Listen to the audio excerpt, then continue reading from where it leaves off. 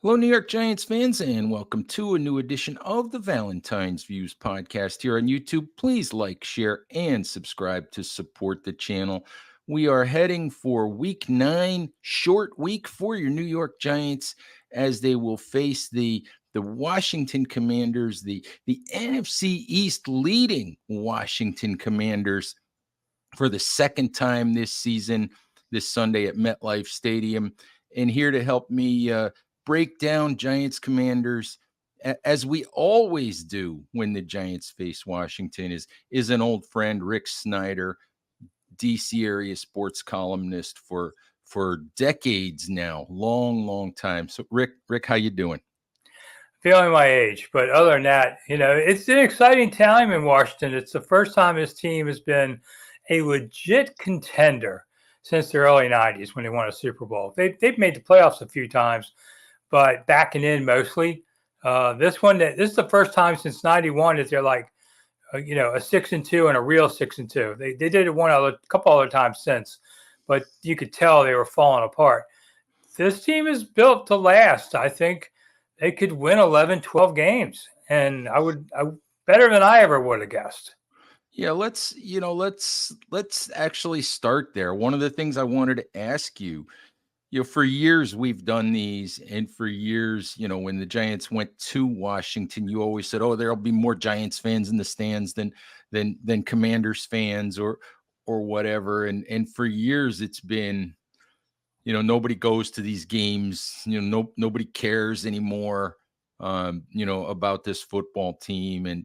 And how much different is it, with Jaden Daniels now, and with a team that's 6-2? How much different is the attitude about the Commanders? Well, they're 4-0 at home, and they've been playing in full stadiums of mostly their fans. The Giants game, I'd say it was about 60-40 Commanders, where in past years it was more like 80-20 Giants.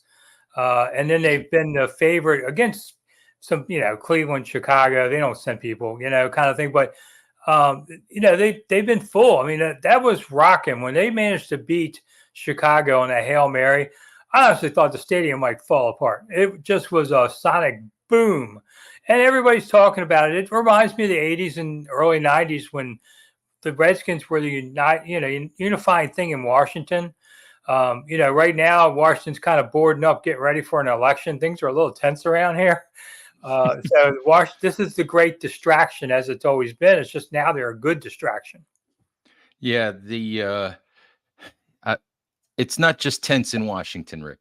It's not just tense in Washington. Maybe, but you're not putting fences around everything and barricades and buildings.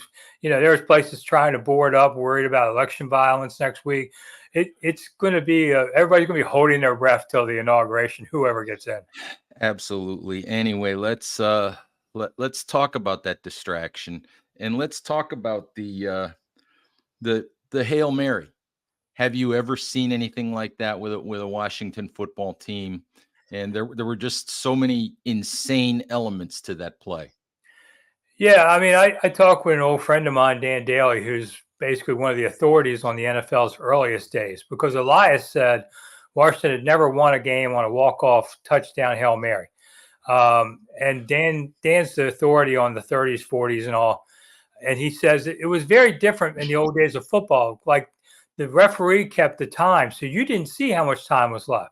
And you couldn't spike the ball to stop the clock back then. So Dan believes this was the first one in team history, going back to 1932. I'd say it's probably 99%. We'd have to check every box score. But I knew he had a chance. But the thing is, when that ball was in the air, I thought, oh, no, it's going to be short. It's going to be like the 3-yard line, and maybe they can fall their way into the end zone or maybe not, because time is now up. And, there's one of the Chicago defenders is talking trash with the fans. The play is going on. He looks over like, oh, crap, and he's got to run over to the pile. And because he was in late, he was in poor position and batted the ball sideways and went backwards. If he had been in position, he would have batted it forward. So if I'm a coach, I make him run laps till he pukes. Because he lost in the game, honestly. Absolutely. And they got lucky that they had a position where they have a man behind the pile just for this very thing. and it all came together, and it was shocking. I mean, you just thought when they were up 12-0, there was another Giants game. It seemed like all field goals. You just could tell you play that well and dominate that well, and you're only up 12-0. You're begging to lose, and that was what was going to happen. Caleb Williams made one decent play. They got a long touchdown run, and it looked like, oh, you've just screwed yourself. But maybe, maybe you could get down for a field goal, but then there wasn't time. So they just heaved the ball. It was 13 seconds, which is the whatever they call Pro Football Focus. So it was the longest one ever that somebody's been able to pull off. 13 seconds. And the national guys are all going, there was holding on the play. You ain't got a ref with big enough balls to blow that whistle on that play. Nobody's ever going to call holding or DPI or OPI. Nobody's ever going to call a penalty on Hail Mary. Not ever going to happen. And the whole thing about the Chicago defensive back trash talking with the fans and belatedly realizing that the ball had been snapped was insane. The other thing, you've covered the NFL for a long time, Rick. You've seen Hail Marys. I don't understand why teams rush 2 or 3 guys and just allow the quarterback to move around, be comfortable, get set, set his feet and throw the ball when and where he wants. I don't understand it. Yeah, because that lets it be a 50-50 play, basically. Mm-hmm. Whoever comes down. Yeah, you should have rushed at least 4, get some more pressure. 13 seconds? I mean, come on. And you force the pressure into any kind of bad throw, it's not going to make the end zone, no matter what. So, yeah, that was – I often say coaches lose as many games as they can win. Some of them even more. I've seen a couple instances this year where the opposing coach let Washington win by being stupid. And that was another one there. Cincinnati also blew it, I saw badly. And coaches are not as smart as people think. I'll just say that. Well, this is one of the things about the NFL, Rick, that coaches, they talk about how many hours they put in, and they talk about all the studying that they do. And I don't know about you, but sometimes I think that in any job, there's such a thing as diminishing returns. And sometimes you think so hard about so many things that you overthink stuff and you end up doing stupid things. I mean, that's what happened with Cincinnati against Washington. They were beating the secondary all day long with their receivers for couple touchdowns. They scored 30-some points. But they got away from it by saying, well, we need to run some to set up the – no, man, they can't cover your receivers. Beat them to death with it. You overthought it, and you tried to do all these other things. No, man, you got your knife on their throat. Just push it in because you got them, and they didn't do it. And I've seen a lot of coaches do this kind of thing. They think like, well, I'm scripted. I played it. Nah, man, football is all about plan C, and that's what made like Joe Gibbs and Richie Pettibone as defensive coordinator so great. They could go in at halftime and they could go to the visiting locker room that's losing and come back and win that game. They were great at that. Whereas a lot of coaches go use the restroom and grab a hot dog and run back to the field. They don't ever adjust. And, that was Ron Rivera's big thing. They never adjusted to anything. In the NFL, you have to. And Chicago managed to do that in the second half and adjust some things. I was a little disappointed in Caleb's effort. I mean, you ask me right now, who's the better quarterback? It's Jaden Daniels by far. I mean, Caleb looked like a rookie, missed a lot of passes, made some bad decisions on sacks. Jaden, man, this kid's the real deal. Yeah, I know that way back in the off season when the Giants did the front office hard knocks, a lot of eyebrows were raised when Brian Daboll said, yes, if I had the opportunity, I would endorse trading up to get Jaden Daniels, and he's absolutely being proven right. The nice thing about Dan Snider leaving, among many other things, is he didn't get to screw this up. Because I'm telling you, Dan Snider would have gone all in to get Caleb Williams. He would have given Chicago the moon, and they would have gotten the wrong quarterback on there. And so Chicago did him a favor by saying, yeah, this is our guy. And so Giants had no chance because one's not trading and two's not trading. You're not trading – Washington's not trading to New York with that pick. So, especially since they needed him. So he's turned out to be everything they hoped and more. Yeah, it's so weird when you talk about the Giants and quarterback, and we know that the Giants tried to trade up, to number 3 to get Drake May, and were rebuffed by the Patriots and all of that.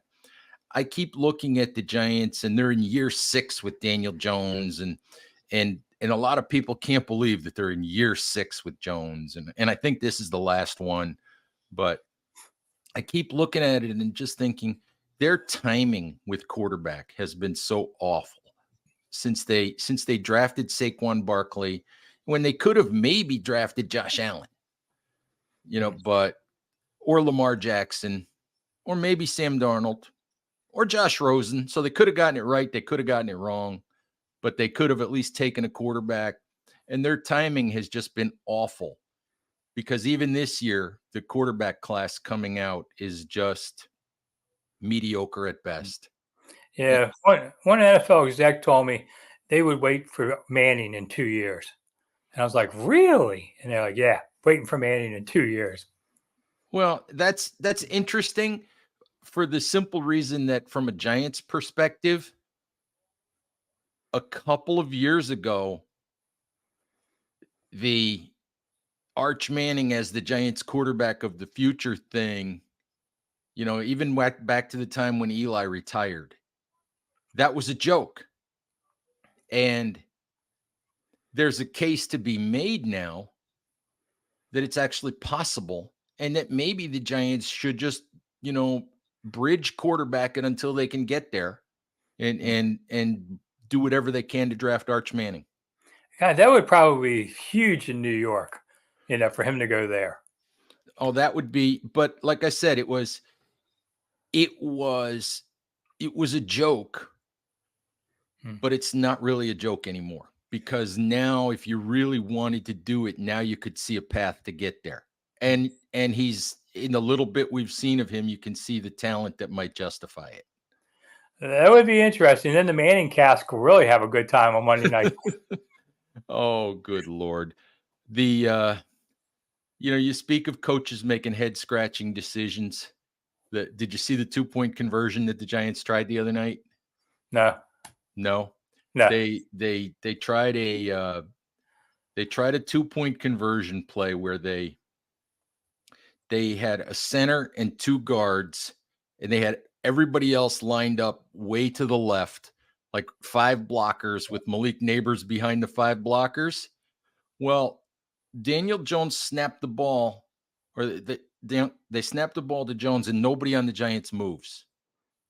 So they throws the ball to Neighbors, and the only guy who moved was one of the Pittsburgh defenders who went and blasted Malik Neighbors and broke up the play. It's like Brian Daboll says after the game, he says, We've practiced that play more than any other play that we have, and we still didn't do it right. Isn't that a swinging gate play? Yeah, basically. Yeah, they tried to here with Jim Zorn 2 times in a row, and both were awful. But I was watching the Yankees game. I wasn't watching that Monday Night Football game. Yeah, well, I wish I had been watching the Yankee game too, but somehow, you have to work, you have to work. But anyway, let me ask you, the first Giants Commanders game, week 2, maybe one of the weirdest football games ever. I think it was the first time an NFL team had scored 3 touchdowns, not given up a touchdown in a game, and managed to lose it. Just a weird game. Just your thoughts on that one? Yeah, because they just brought in Austin Seibert, who was the 5th kicker since January to be with this team. And they didn't, this guy's at home kicking toward pine trees and stuff, I mean, that kind of thing. Literally, they were telling us. And sorry, I had a thing to set for you. And he went 7 of 7, which was a team record. He's only missed 2 field goals since. One was blocked, and then he blew one the other day. I mean, he's been unbelievable for a team that was on their 5th kicker since January trying to find one. So that was the strangest thing. Just you didn't know what to make of him. And then 7. They'd already lost to Tampa. Now they're playing the Giants week 2. and they couldn't get into red zone scoring. They have all this field goal. You thought, what is going on? And then Zoom, baby, they've taken off like rockets since that game. The offense, this was the worst offensive performance they'd had since against Chicago. They had 4 field goals going into the Hail Mary. I mean, this offense is pretty much clicking on this. And they've had a softer schedule, but they were the last place team. So Right.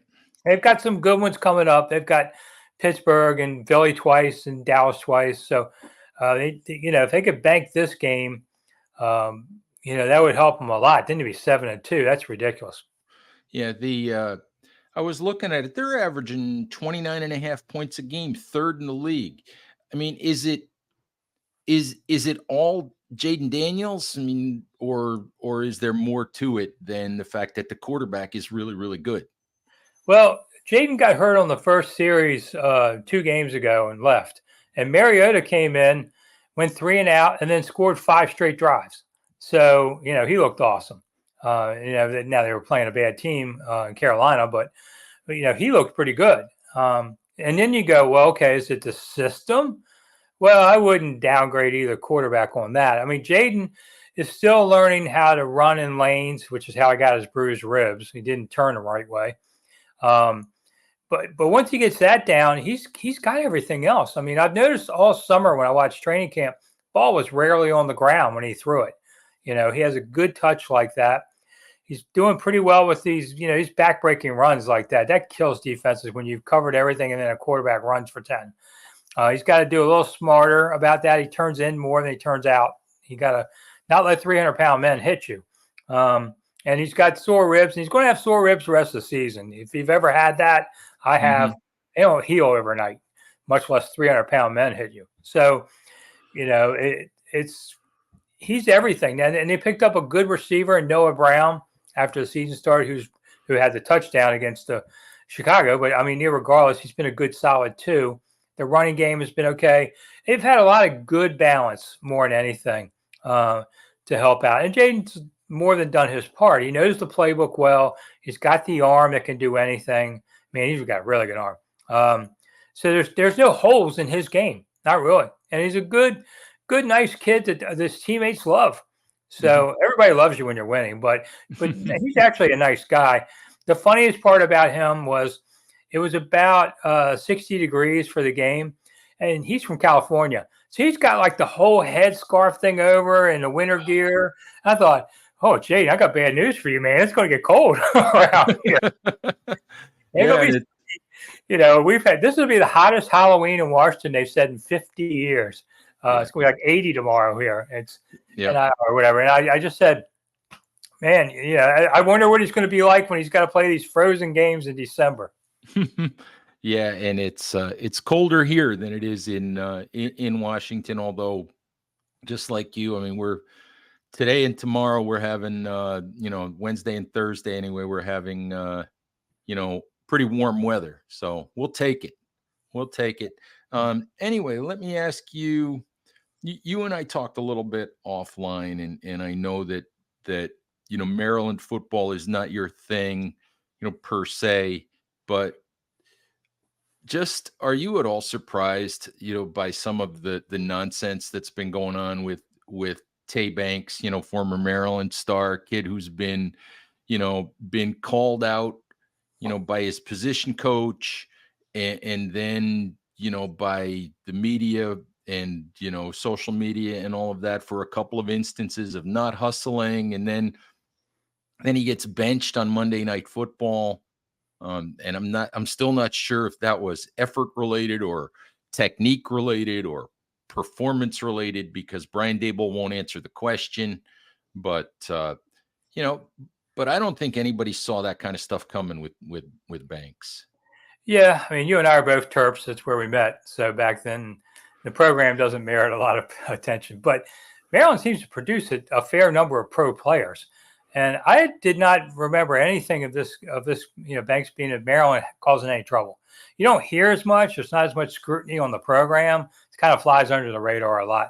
So if there was, it could have been happening. We just didn't hear about it. But I know his coach, who doesn't particularly tolerate nonsense either here at Maryland.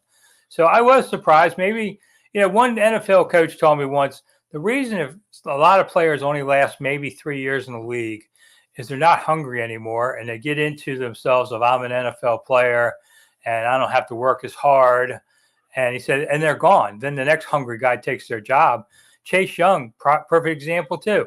Chase Young's number 2 overall pick. Washington got rid of him last year, and the team that traded a third for him didn't re-sign him, didn't want him. And then New Orleans has him on a show me deal one year that he's not showing anything because he didn't put in the effort. And pro players, some of them just don't get it. It's nice to play in the NFL, but you got to be an NFL player. And if you don't give it everything you have, some young guys taking your job. Exactly. And I think there are a lot of players who have always relied on their talent, have always relied on their physical skills, and think they can do that at the NFL level. And you just can't, because these guys are all, incredibly talented. If they even get into an NFL training camp, they're incredibly talented. And what separates a lot of these guys is work ethic. Do they know how to study? Are they willing to admit they don't know everything? It's what they do. It's what they do when the cameras aren't on. And a lot of these guys just don't get it. What I love about rookie day, the very first rookie practice that we have here, is I look at those first and second round picks during warmups, just in the stretching. And I'm looking, are they paying attention or are they screwing around? Do they come from a program where nobody ever made them pay attention to details, or are they really into it? And I usually can tell a lot about a guy like, Sam Cosmi, the guard, who's made one of the best players, his first rookie camp, and he's in stretching, he's leading stretching. This dude was into it. But I have seen first round picks that sit in the back line and kind of screw off, not paying. And I thought, wow, that's not a good sign when you see something like that. Yeah, I have had going back to the days when Tom Coughlin was the Giants coach.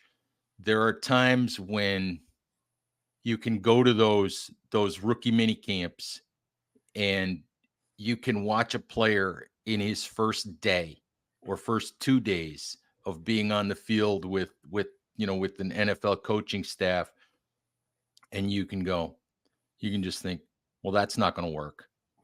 That guy's just not going to work. And like you said, usually, y- I don't want to get into who, but there's a few examples over the years where usually when you peg those guys, I've usually been right. Yeah, and I don't usually know the numbers on rookie day. So there are times that I'll go, wow, who's that? Ooh, that was Jordan Reed, the tight end who had a pretty good career till his concussions. You can tell who's there, who's not. I can see some fast guys that doesn't make them football players. Right. And you wonder how the scouts don't. If I can see this, now I've been around 50 training camps now, but if I can see this, you're paid to see this. But they're paid to see what they want to see. That's how they make the mistakes. Yeah, scouts will always tell you that they don't miss on talent most of the time. They will tell you that they miss on personality. They miss on the person. And a lot of times I get mystified by that just because of all the information and all the touch points, all the contact that they can accumulate about these guys. And I think you're right. I think maybe sometimes they see what they want to see and they overlook what they want to overlook based on their own biases. And the worst mistake they make is he doesn't fit what we're doing, but we can make him fit. Oh, that's a killer mistake most of the time. That guy, like Emmanuel Forbes for Washington right now, he just isn't the right fit. And now Forbes, last year's first rounder, in his last 3 games has played 4 snaps, benched, and active. Six snaps last week. They're going to let him go. Jamin Davis, another first rounder, they let go last week because it just wasn't fitting the system. So I've seen many a first round pick or second round pick to come in, and it's like this isn't the right place. Why did you pick a guy? I guess it's like they say women marry men thinking they can change them. Well, it's the same thing with both football players. Well, it's like Eric Flowers, who had a couple of good years in Washington, Yeah. when Washington moved him in to play guard. When the Giants drafted him 10th overall, you could understand why the Giants drafted an offensive tackle, because They desperately needed a good one. But you knew within 5 minutes of meeting Eric Flowers that Eric Flowers was not going to fit the New York, New Jersey market. He didn't like to speak to people. He couldn't put at that point in his life, he really had a hard time speaking to the media, putting a sentence together. Maybe because he didn't want to. And the more you got around the kid, the more you realized that his teammates didn't like the kid. His teammates didn't even like him because I think there was like one person in the locker room who he hung around with, and like nobody else would speak to the kid. You know, So, when he came to Washington, he lasted a tackle one day, and it was mhm, so horrible that they moved him to guard, which he actually did well at it. mhm, But man, that first day was rough, and we were all like, "Oh, you're nuts." mhm, So I've seen, and I've seen a lot of things like that tackle. Sam Cosmi came as a tackle. He lasted there 3 days. Brandon mhm, Sheriff a few years ago, All Pro guard, came here as a tackle, lasted a week. I mean, I could always see it. They didn't have the side step skills to do it. Washington's going to be, we're not going to know yet if they're going to have a left tackle because Brandon Coleman's trying to come back from a concussion. We'll know more later in the week. And then his backup, Cornelius Lucas, was hurt against Chicago.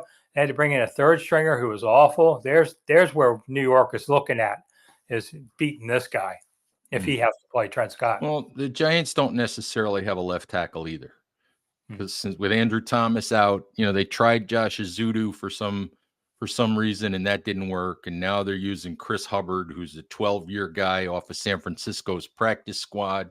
That didn't work real well Monday night either.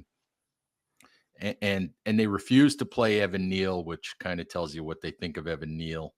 But so we'll see how it goes. Just last thing for you, real quick. If there's a path for the Giants to win Sunday, what do you think it's got to be? Just taking advantage of that offensive line? Yeah, I mean, the line's been pretty good, except for now you got a hole at left tackle. So I think you basically try and push more on the edges and keep Jaden from running. That would be a big help. Now, not that he can't beat you with his arm, but I think you've got to control the edges on Mm-hmm. there. And for Washington's pass rush is nothing special at all. They're getting decent against the run. I'll give them that. But you got to be able. If you can get guys to go one on one with the corners, you're going to win a lot of those battles. So Mm-hmm. I would try and do that too. All right, we'll see if Daniel Jones can put a few passes on Well, target on Sunday. Danny Dimes, he just kills the team. They managed to beat him last time, but as far as we know, he's the next superstar. That's all we ever see. Oh Lord, if only that was true, Rick. If only that was true against the rest of the NFL. Yeah, well, you can't win them all, but I you guess know not. that's what Eli used to be. Get this team hard. So did Sims. Giants Mhm. quarterbacks have had their way with Washington too often on that. I think Sims had a winning record against Joe Gibbs. I can't tell you another guy who did that. Wow, I have to go back and look that up. Anyway, I think that's probably a good place for us to wrap it up. So appreciate the time as always, and go enjoy a couple days of good Washington D.C. weather. Yeah, our snowmen are all going to melt. If we keep this up. Oh, Lord. All right. Giants fans, thank you as always for listening. Please stay safe out there. Take care of each other, and we'll talk to you soon. Bye bye.